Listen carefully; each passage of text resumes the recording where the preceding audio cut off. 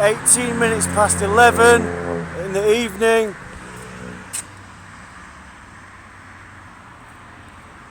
Saturday, June the 7th. Heading road. Behind me is Hull Prison. And this is one of the graveyards I visit, which I think it's just like war memorial graves.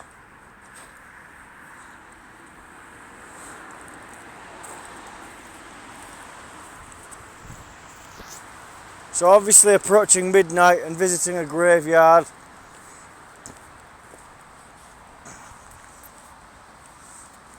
When I was a child, I heard stories about strange people who visited graveyards like late at night or early hours in the morning, and that kind of bonkersness was something that would give me a good chuckle and connected with my sense of humour. It's like, what the fuck is a crazy person doing in a graveyard at midnight or early hours, late at night? And obviously you can make jokes about them sleeping on graves or talking to dead people. You can ostracise and outcast them, and especially council estate talk. You can fill a good half an hour talking about some nutter who walks on graveyards late at night or early hours in the morning. And now I'm 36-year-old adult male, and I walk on graveyards a lot of the time because it's a peaceful place, and it's one of the graveyards, especially the northern graveyard where my grandmother, who sold me as a child sex slave, is buried. Graveyards are just peaceful, and my main uncle abuser used to take me to the graveyards as a child sex slave, and he used to tell me, "Oh, these are the places you can come to get away from it all." So that's also part of the satanic abuse. Every time you feel stressed for all of the torture that we've given you, you can go to the graveyard for some peace and get closer to death, because that's I think one of two ways out that they give you is obviously death or become a paedophile. Or maybe I'll try to tailor this talk to not be too heavy on the satanic pedophilic trauma, and just a nice walk to find some peace.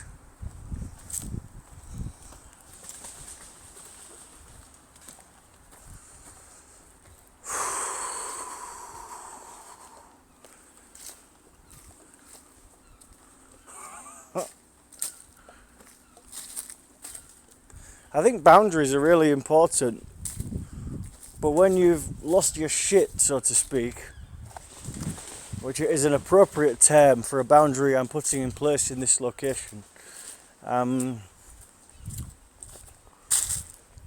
got to the point in my healing journey, it's just like, well, I'm going to let you see the giant car crash.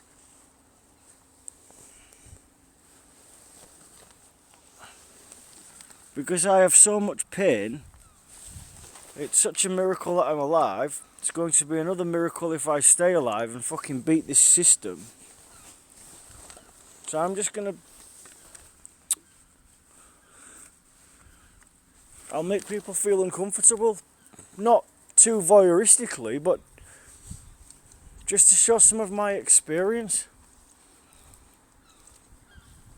And my thoughts and my feelings, and...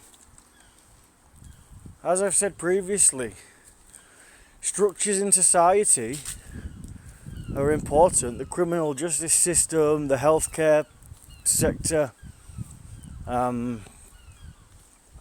any other good examples you can think of.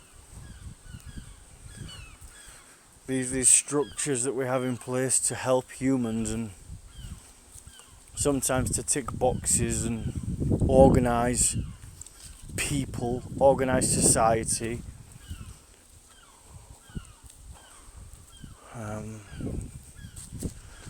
normally I say people, places and things, so it's organising people, places and things which make up society. That's why we need structure. Also, the spiritual journey, healing journey, is a bit of a rebel.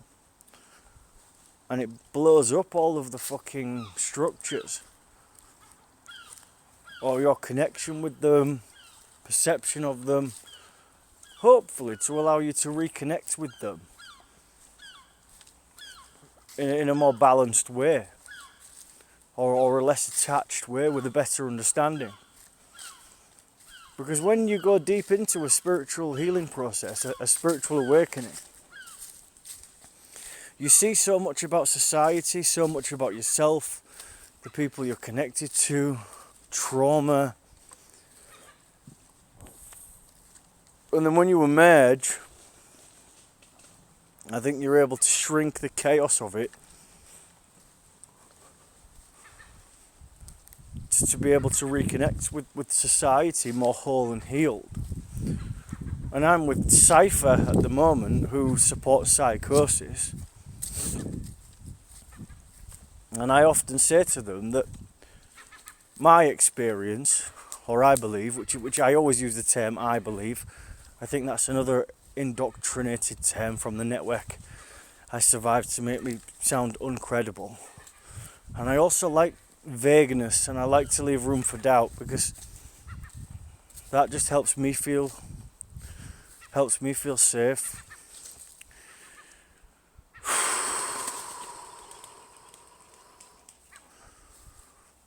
It's always like dancing around something, isn't it? It's always like dancing around something. I forgot what I was even saying, because I'm just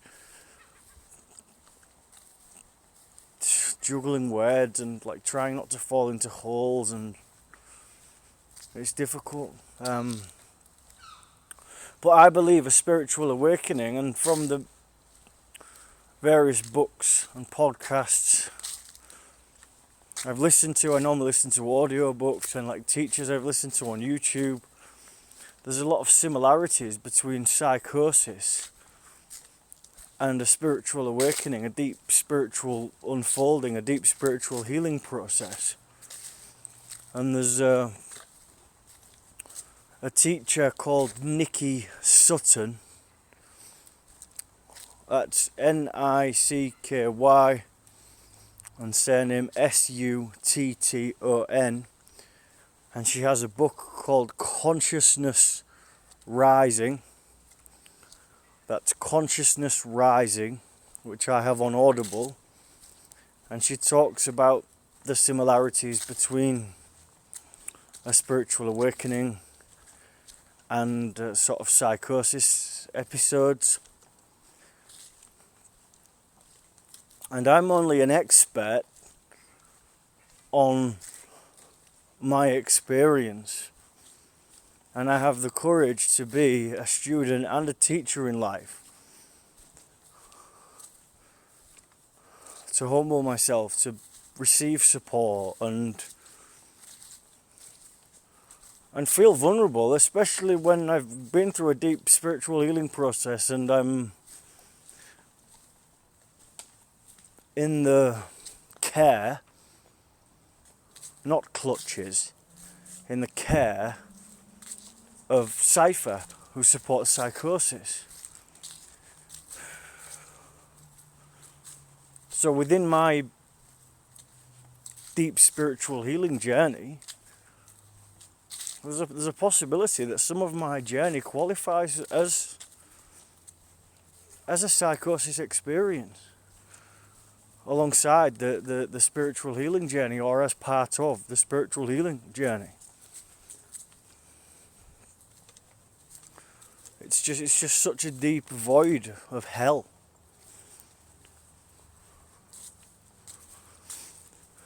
It's a deep void of hell. It's ugly trauma unfolding, and a person being driven by spirit, by life, and dragged through this deep healing process. And then I suppose within the being driven and dragged, sometimes like you're driving and you're at the wheel yourself and you tap into a strength to choose where you're going, what you're doing, how you're connecting with your healing, who you're connecting with. And you really have to fight to stay alive.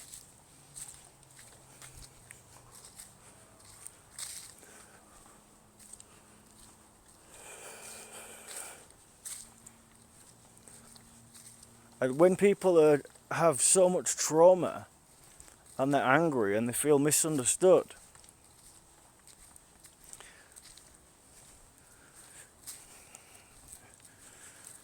I think it's easy for them to just want to make a song and dance and cause chaos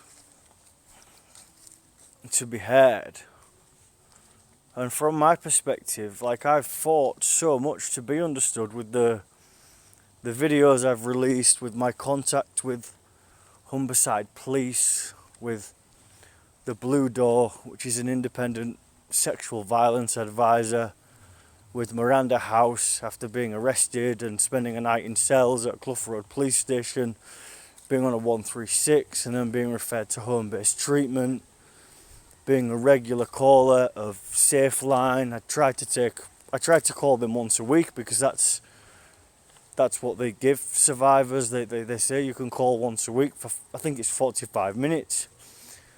So I use Safeline regularly. I've used Samaritans regularly in my journey. I think in the last 6 months I've called Samaritans much less, but there's been times in my journey where my phone book is just Samaritan, Samaritan, Samaritan, Samaritan, Samaritan, Safeline, Samaritan, Samaritan, Samaritan, Samaritan, Samaritan, Samaritan, Samaritan, Safeline. I'm confident that one time I was like near Cottingham Road, looking in my phone book, and it was every day, if not every other day, sometimes twice a day. See, I'm always vague, but I'm trying my best to honour myself and honour my situation. So, most days in my phone book there was a call to Samaritans, like sometimes over an hour, and just like spewing out the same story, the same experience, just trying to stay alive. And then obviously sometimes having the extra gratitude that you're connected with a fellow soul who's helped you. And I can think of one call from the Samaritans. It was a female. Can't remember her name. For some reason I think she was a dark-skinned lady. But I obviously I had no idea that she is or not because she was on the phone. But she was just a kindred soul. And speaking to her was helpful.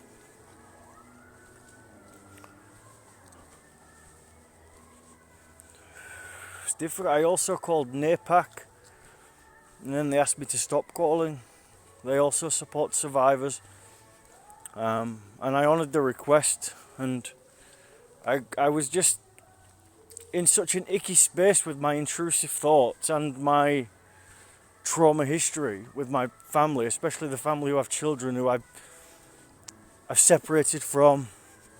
I really sacrificed myself to try to help them, even though in the short term it must have appeared that I left them. I felt hurt by them. I also understand that I made some mistakes and I had too much trauma and too much karma within the family to continue with them, and I think there was some betrayals, and there was just a lot of heavy stuff, and they had their stuff, which the metaphorical bomb needed to go off within the family systems. But I was on the phone to NAPAC, and I feel they misinterpreted me, and they made me feel like some of my worst fears. Whereas when I call Safeline, and when I have called Safeline, they've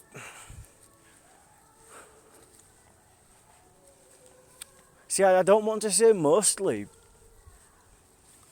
because I think they've always honoured me to whatever dark spaces I've gone to. Sometimes they've had to put a boundary in place, but then they allow me to navigate those boundaries to still speak about the sensitive issues. And I've spoke about such like heavy satanic trauma and intrusive thoughts and some of my own mistakes, and how connecting them with my intrusive thoughts and the things that happened to me as a child, like how it's just been one big ugly stew which has really hurt me. And they're so helpful. So this is the building in the graveyard. I think they're the War Memorial Graves. I don't know what the building is. I've done a small sketch in my notepad, which possibly I have my notepad with me, possibly not. Yeah, I've left it at home.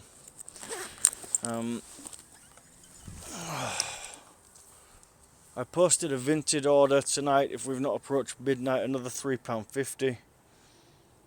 So I'm slowly emerging from this space. I made an agreement-plan with Cypher to use the food bank to use the food bank to get me through until my next payday. But I want to try to use Vintage sales to survive until next, I think it's the 15th or 16th, because I don't like using the food banks. I've used them quite a lot, and I just don't like some of the members of staff. One member at one food bank and one member at another food bank, and I'd rather keep my self-respect and not have to go in there again. They have helped me a lot.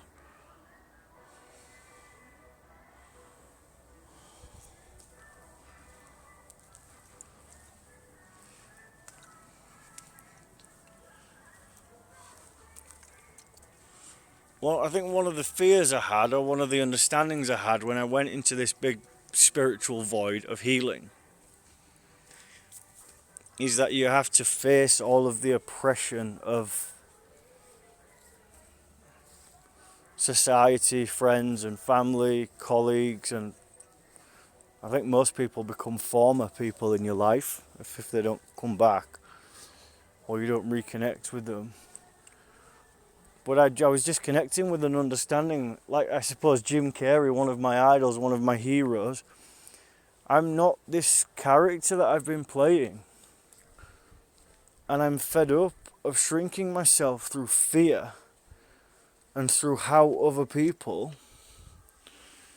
believe that I deserve or I need to be treated in order to be accepted. I don't want to play this role anymore.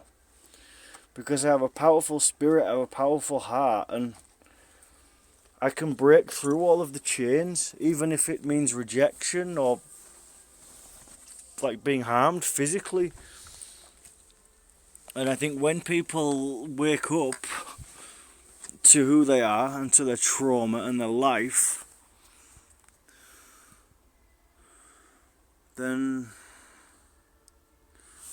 they start to see things differently. I can't even look in the camera at the moment, and I think when the network got back into my life, they were telling me things such as you don't look concerned enough about the kids, and they just implanted in my mind as a vulnerable adult that I needed to connect with this fear of them. They need to be safe, and that I wouldn't want them to be harmed, and all of these horrible implants in my mind, and using sexual terms and romantic terms, and then making me connect children with those terms, or the various children's names with those terms. And I was under such mind control And it's just so horrible.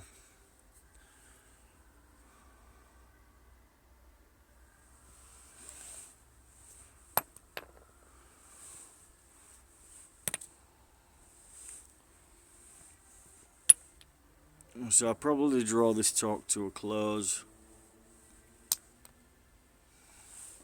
Did some more shouting in my street tonight if we've not approached midnight. I said that Humberside police have been this morning about the noise and the domestic violence. And then I went back in my flat, I felt the energy, and then I left the flat. So it's more energy work to leave it with the people who are being noisy.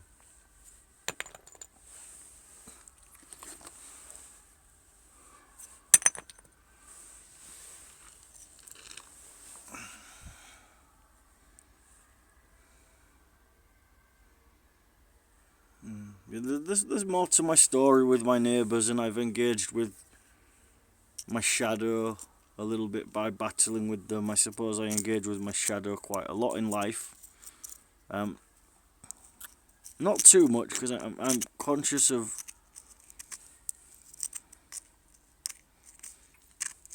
I'm conscious of sin. I lived in sin for quite a long time, especially in my early 20s, after being forced to rape my girlfriend and spending a lot of time with my friends. And I think most of my friends weren't really into crime or stealing or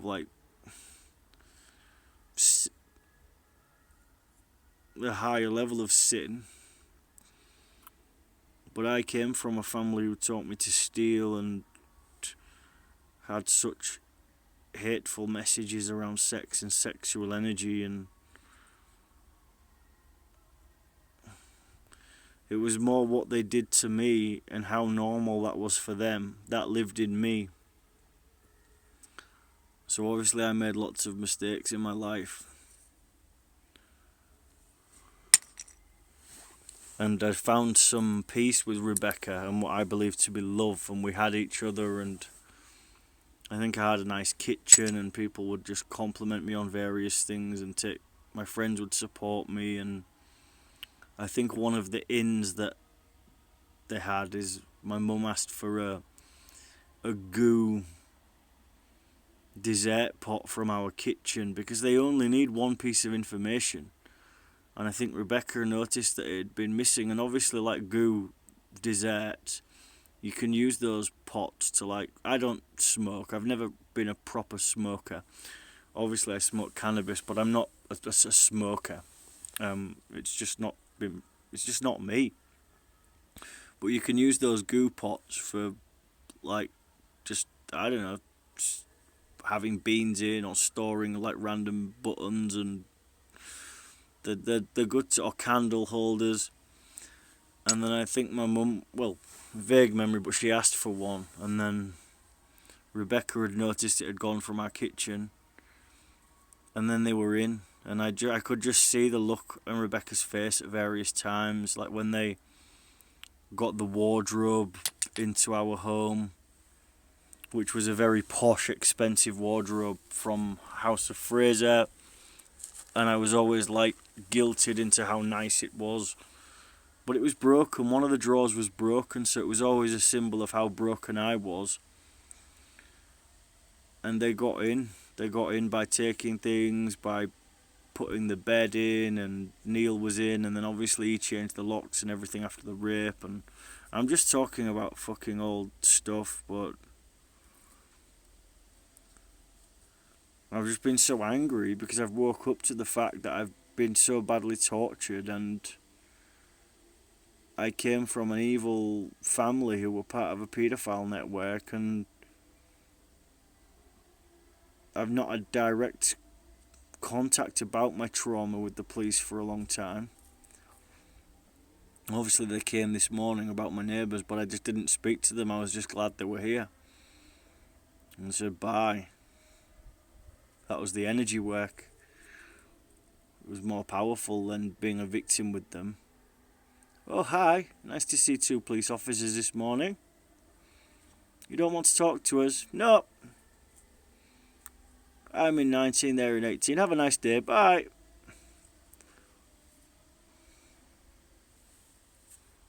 Thanks.